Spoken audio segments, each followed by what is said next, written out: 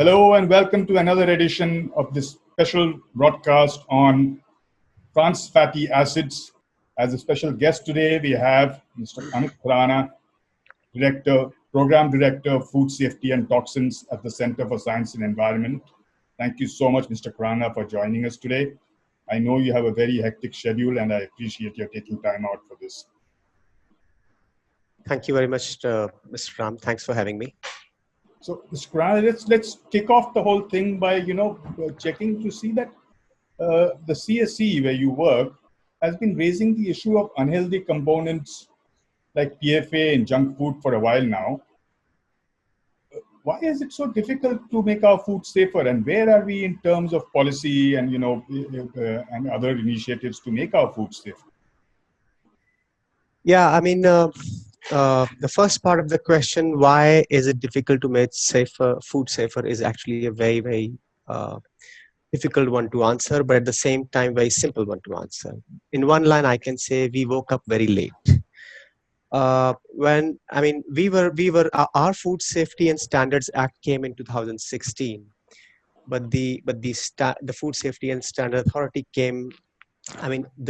It started operationalizing in 2011, and I don't think much happened in the first few years. So effectively, what we see is what has happened in the last 5 or 6 years, and that is in a way we woke up late and we, for example, with reference to trans fats, a country like Denmark had standards for trans fats maybe about like 15 to 20 odd years ago. And we also came up with some standards after CSC pushed in sometime in 2010 for oils, and that were 10% of trans fats were allowed in oils and fats, some categories of oils and fats. And then the idea was, now you see 10% there.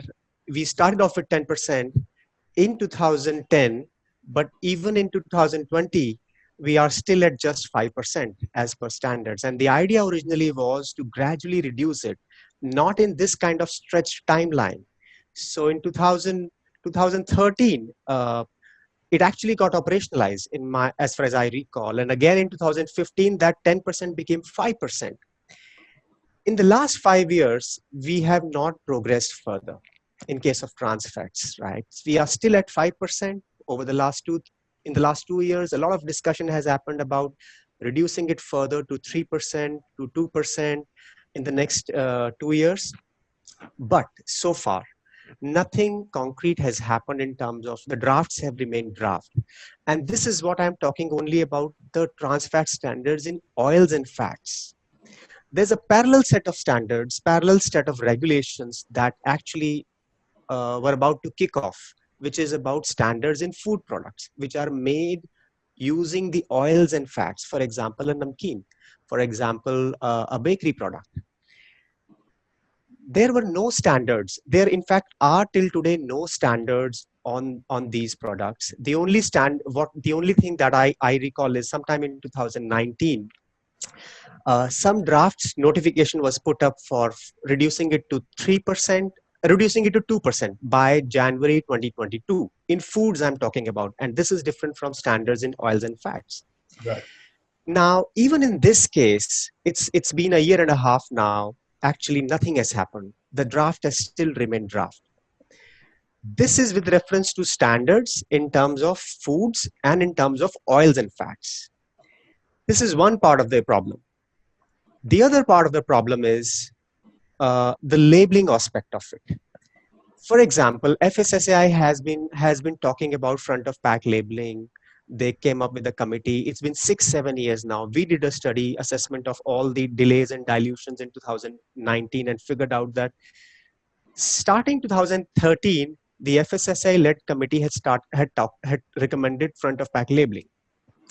And that front of pack labeling started to kind of materialize in 2018 and 19, but it still is a draft.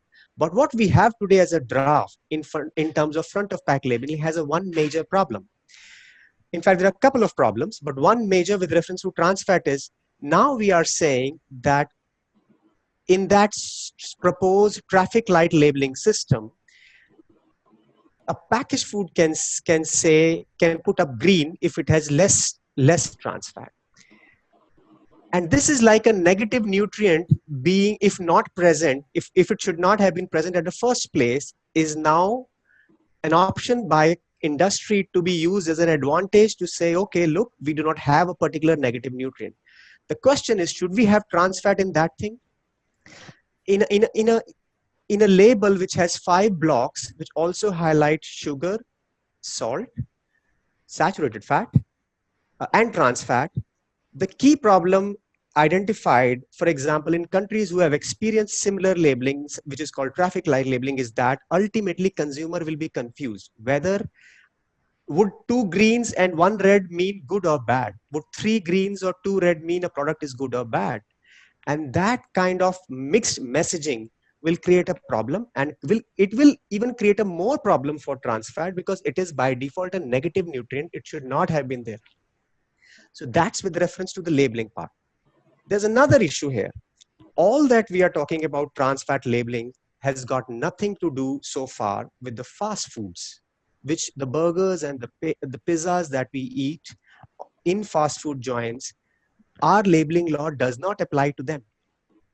Oh, so that entire thing is right now a big gap, both with reference to the standards for them, for those products, standards of trans fat, and second with reference to trans fat labeling. Interestingly, sometime in the last year, or maybe in 2018, the FSSAI came up with something like, okay, you do not have standards, but you can claim that your product is trans fat free. And this law is also for packaged food. It's a law, but it's a voluntary guidance for the fast food outlets. So if you have something like less than 0.2 gram of trans fat per 100 gram of the food, you can claim your product to be trans fat free. Now the question is, a negative nutrient, at its first place, there are no standards. You have not set the limits, but you are saying if you are less than this, you can claim it is trans fat free. And in case of fast food, there are no packages anyways. Whatever they would mention on the websites or at max the outlets as part of the menu labeling or point of display board labeling. That still is a draft. So there clearly are a lot of gaps, and some are so fundamental issues that we really need to address these in a very systematic way. On top of this, there is no surveillance of trans fats, and if at all there is, the results are not in public domain.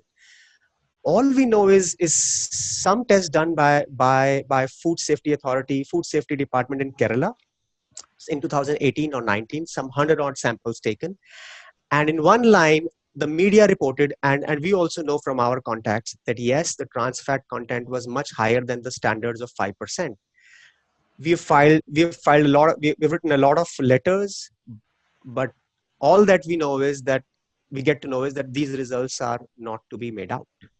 So if you do not have some solid standards, some specific standards, you are not monitoring.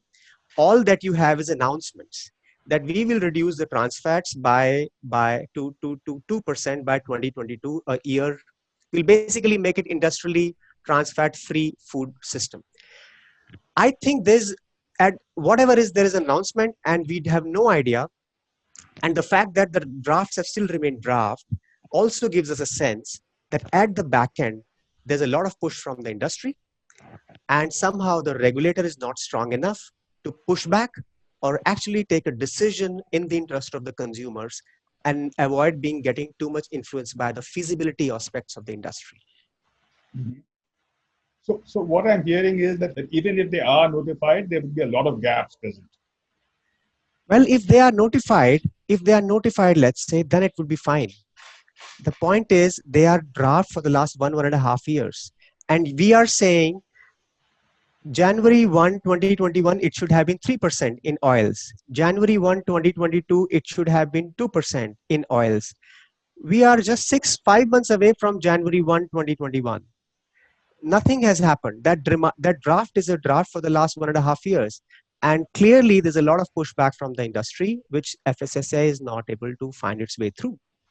right? So my worry is the announcements might as well remain announcements if there is no solid action at the back end, which translates into a final gazetted notification, as well as surveillance and monitoring. Even if you make a draft, even if you make a notification, a rule, any rule, the implementation of it can only be determined if you do periodic surveillance.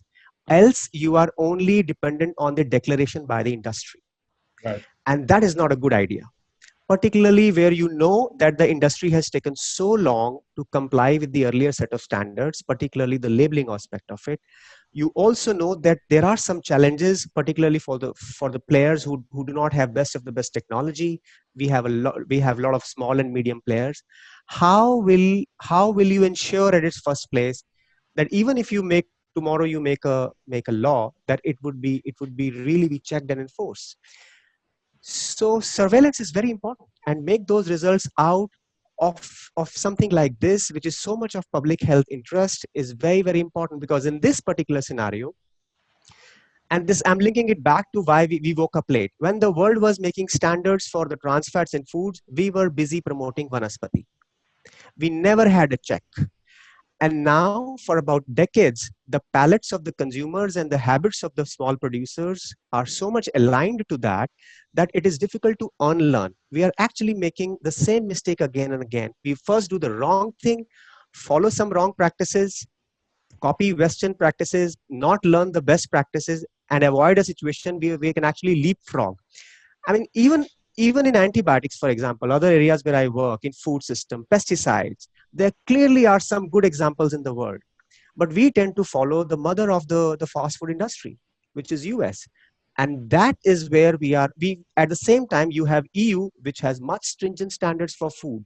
Why don't we actually leapfrog that curve and straight away do the right thing at the first time? And that is where we are struggling. To answer in one line why we are slow is also because of the fact that we woke up late, yes, but we did not check at its first place whether we are doing what we were doing was that right or not. Right? Okay. Okay. But could it also be possible that, you spoke about sort of validating whether or not the producers of trans fats or producers of foods are actually,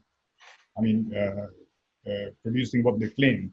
Do we have the kind of necessary technology and labs and all that to do all those testings right now in the country? Well, I think that kind of technology, in my view, as far as I know, I do not have access to what all technology the industry is using. But I do think we have moved from 10 to 5. And I also know that at least on the packages, companies report the levels that report it. It tells us that yes, they have managed. If we trust them, which is a fine thing to do. So that gives me a confidence that the technology is there. I think it is about it. The issue is not about whether technology is there or not. The issue is investing in those technologies, investing in changing the systems of producing oils and fats, investing in changing the systems, the way we are producing, making our food, and of course, investing in creating awareness amongst the consumers about telling them what is right, what is not right, engaging with small and medium players, including the big players, and telling them, do this. But you mentioned that people have become used to trans fats and the taste and the texture and all that over the years. But is that the same as, let's say, apparently some of these fast food products have somewhat addictive substances in them, burgers and things. There have been reports that there are things that tend to make you crave those more and more as you have them. TFA does not have any such property, does it? I mean, is TFA in some ways slightly addictive, or is it just a matter of taste? I don't think it's addictive. I have not come across something like that. I also do not think it's a matter of taste. It is a matter of convenience at the level of producer, because TFA, I think nobody adds TFAs. The idea is that people use fats, for example, Vanaspati, which has a more component of trans fatty acids, right? Now, and the idea of Vanaspati in India was it's a poor man's ghee. So for the consumer, it was poor man's ghee. Right. The job of the producer of that vanaspati was to ensure that he uses the technology which ensures that the trans fats are less, are minimized, Right. are eliminated while he's hydrogenating a vegetable oil into a vanaspati. That was his job, and that still is the primary intervention. It's the supply side intervention that is most essential. It's not the food products. For food products, it is buying the right kind of oil or using the right kind of vanaspati. But for the vanaspati products, it is using the right technology. I think most of the products, most of the problem will be solved if the supply of bad vanaspati is eliminated. There should not be such vanaspati should not be allowed, and that is what FSSAI actually did propose in its law. That restriction of it, it did not put this in the standards rule. It says it put it it made an amendment, proposed an amendment in the restriction regulation, which basically means a food product by 2022 Jan 1, if it has more than 2%, or an oil if it has more than 2%, that would not be allowed to be sold. But that still remain a draft. But right now, given that almost 30 to 40% of our population doesn't even have access to safe food, uh, would there be a problem about any alternative that you find might be even slightly more expensive, but that could impact the consumption pattern, wouldn't it? Well, safety is a relative term. Uh, I mean, alternatives, as I said, again, it's the supply side intervention. If we do not allow bad cooking medium having high trans fat content in the market, they will not be used. And I think that is possible. You have to understand, these are the same big players who also know the best practices and are adopting such standards and following them in the other parts of the world where the consumer is more aware and the regulator is more strong. Okay. It is just that we do not demand here. It is just that our regulator is not as strong as it should be. And we do have our own constraints. We do have our own limitations in terms of the number of, the size of the market, the number of players, the nature of the fragmented industry, if I may say so. You're only looking at the supply side of it. You're saying that if we fix that part, the other part will resolve itself. Is that what I'm? Well, of course, things go hand in hand. Consumer awareness would be required. People will have to be told that these kind of products may have higher trans fats.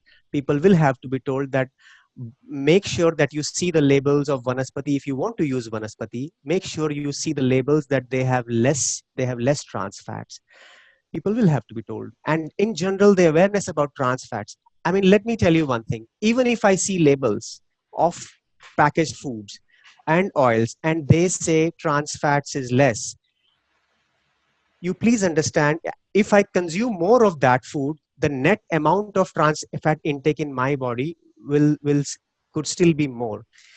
The limits of WHO of trans fat intake are based on it's like how much it's about a dietary intake, how much of it can maximally be allowed. For example, 1% of the energy, if calculated at 2000 calories, turns out to be that you can only take 2.2 grams of trans fat, right?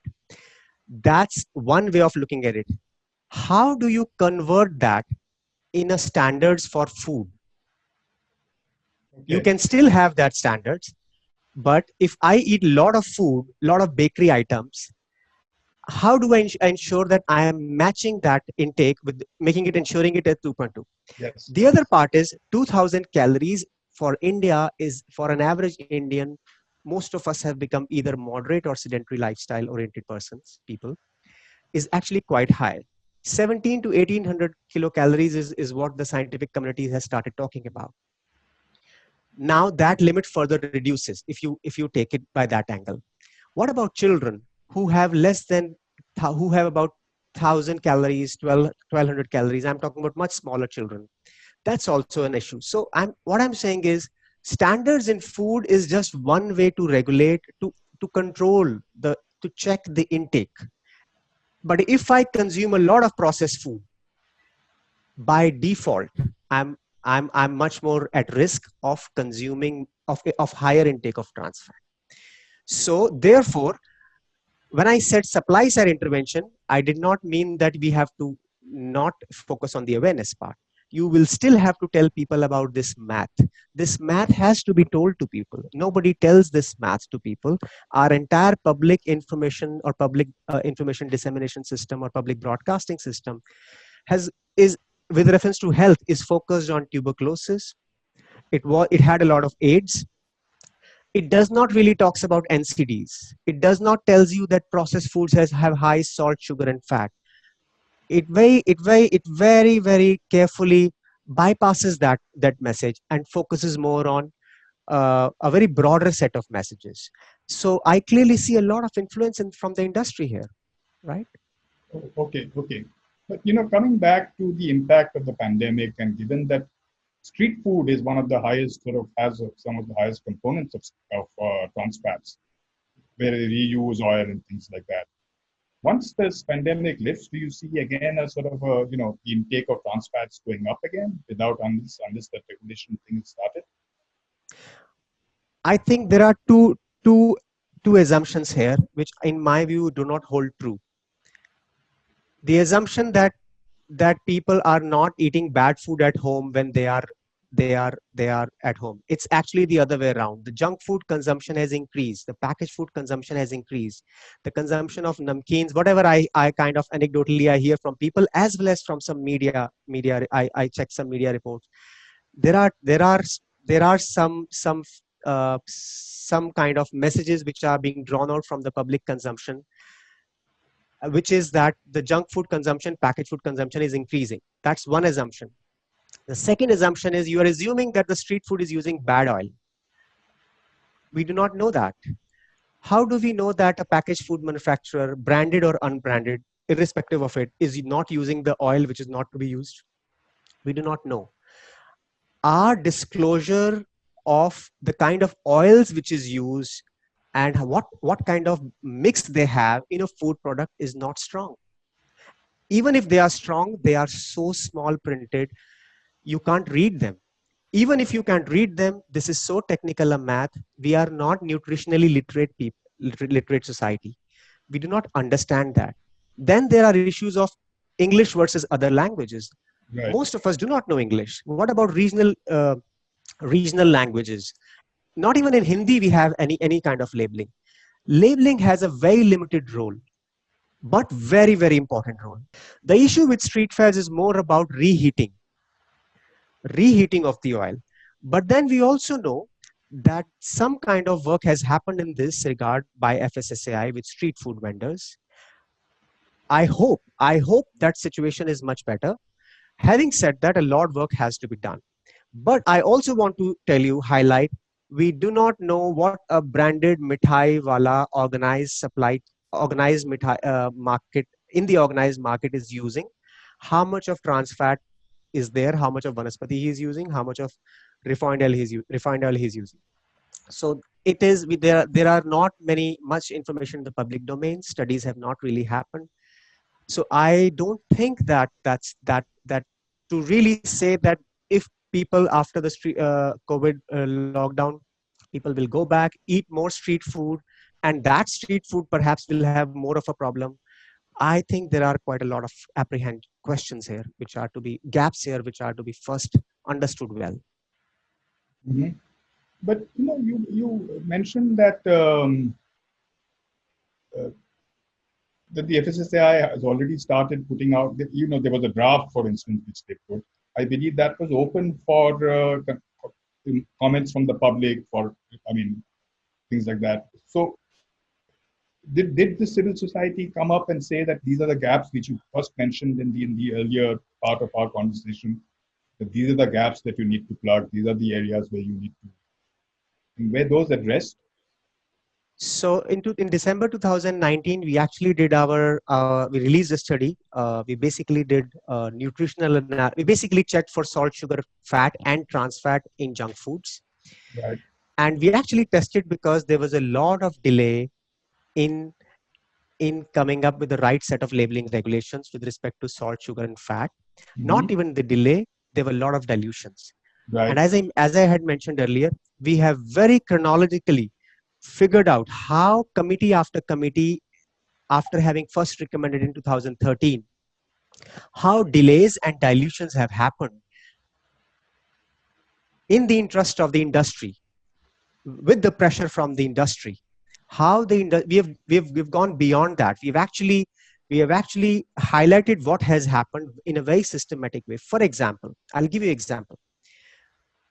Uh, Sugar became added sugar. In 2000 July, the draft labeling law, which was proposed, the front of pack labeling was to have a label on sugar, and that became added sugar. That is a wrong thing to do, and there are different reasons for that. Salt became sodium. It was salt earlier, and then it became sodium. Who in India would know how much of sodium gets converted into salt? Even the most of the literate folks get puzzled by this calculation. Total fat became saturated fat. Again, a problem for several reasons. And then the limits of added sugar were kept same as that of sugar, which is 50 grams. There is no standard for added sugar anyways in this country, not even in this country, but in other parts of the world as well. There were serious issues, there were serious flaws, serious dilutions on so fundamental aspects, and I'm not going into the details, that we highlighted, came out in public, pushed FSSAI, and we are seeing some action that yes, they are doing it, but we do not know what will happen. They have actually now come up with another set of committee, and they are trying to figure out how to go about it.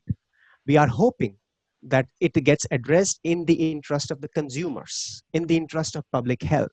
But you please understand what I'm trying to say. Civil society will highlight a situation, wait for the regulator to take it up, and if that is not taken up, it will come back, which is what we did. This also happened in several other issues where we work, in pesticides, in antibiotics. So I think civil society is performing its role. We clearly there's a clear need of much stronger proactive regulator, much more stronger implementation of the laws, much more concern about doing the surveillance, and much more recognition of putting the data out in public domain. That is where we are completely lacking. Right now, it is most of this is about laws, announcements, which is fine, which is the first step. But that is an incomplete step if it is not complemented by other measures. So, one of the arguments that keeps coming back, particularly from the industry, is that there are not really too many viable alternatives. That if you use palm oil also has saturated fats in it, and the consumer, for instance, the bakery producer or somebody, he loses out because his shelf life of his product goes down. So how do you address that part of it? Most of the branded oils already have been labeling less than 5% that they are meeting standards. How they can say that? This is not even something that needs much attention here. They're already saying they are meeting standards, so they can't say that they are meeting standards and they don't have the technology. So one of that thing is wrong then. So then FSSAI's role is much more important to check, and that is why I'm saying right now the entire food safety implementation system is dependent too much on the industry declaration. There is no check, periodic surveillance happening on different aspects of basic contaminants and basic ingredients. And once that happens, till the time that happens, you will have to believe them, and also at the same time attend to these so-called I would say explanations, which are essentially to bypass or delay or digress the main issue. How is the industry anyways? I'm amazed by this logic. I think the argument here is that any alternative that comes in or any way of reducing it becomes slightly more costlier thing, both for the person producing it and for the person using it. Okay.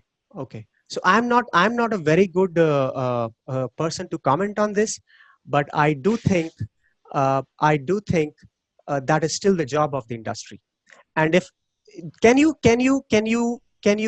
come up with a low quality product, with a product which is clearly outlined as a detrimental to the public health in a country like India, which is like NCD capital of the world, huge load of diabetic burden of diabetes, huge load burden of heart disease.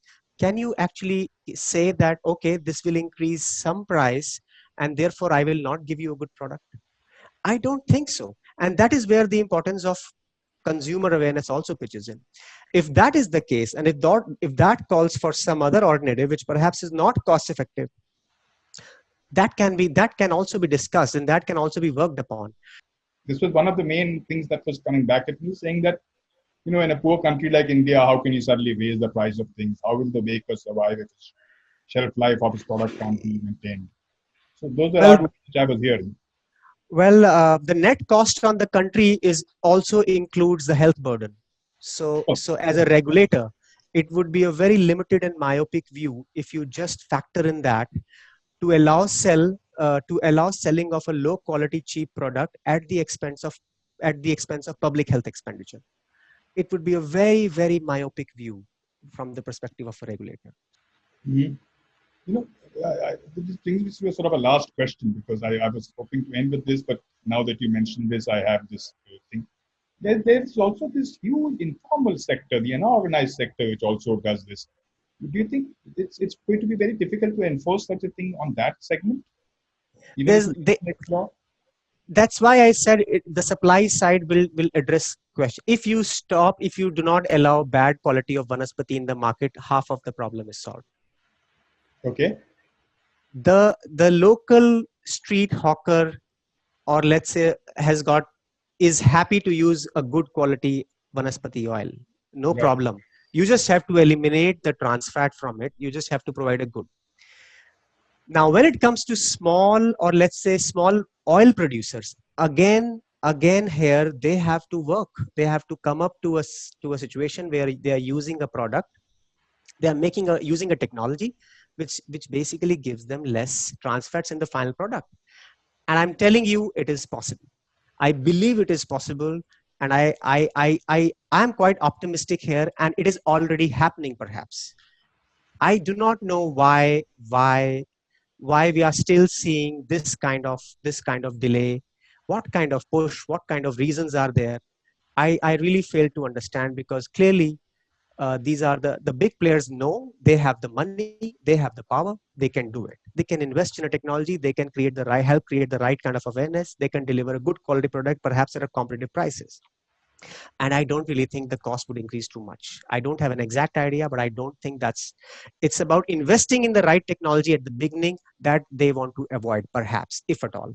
But that is not the right question. That is not the a good way to look at it, because these are big players. I also think small players would be able to do it. Most of them, perhaps, it's like people are not equal. All small players are also not equal. You still have a lot of entrepreneurs they are small, but they are okay with the idea of investing in the right technology. It's just that they are not told about it. It's just that they are not made aware about it. And it's also that they feel that it's they can have their way for many more years, because that's the way it happens in our system. So they are pushing it till the end they can push it. But that's that the timeline is over now. It's many years now. It's time some hard strong action is taken by the regulator. That's it. Yes, but I still note that you sound quite optimistic and positive that it's going to happen, and that's a good thing, because that's Because I believe it is possible, because I believe it's not a rocket science. Mhm. Right, we should be able to do it. The net cost that to the public health is much higher than this small cost that you're talking about. Mhm. On You the just have to do the right math. right, on that, extremely sort of a positive kind of a note, because initially, we were sort of looking at the pros and cons of that. I think, it, unfortunately, we're running out of time. I would have loved to have continued this conversation for a much longer period. So thank you very, very much, Mr. Khurana, for this, because, I think not only mine, you opened the eyes of a lot of people who are going to listen to this conversation subsequently. Uh, Thank you, Mr. Khurana. That was Mr. Amit Khurana from the CSE telling us about the policy and other decisions which are delaying the implementation of a law on trans fatty acids, and why he thinks that it is extremely possible for it to happen if the policy and the other things are set right. Thank you so much, Mr. Khurana. I look Thank you forward very to much. again on this board. Thank Thank you you. very much, Mr. Ram. Thanks for having me. Thanks. Bye bye.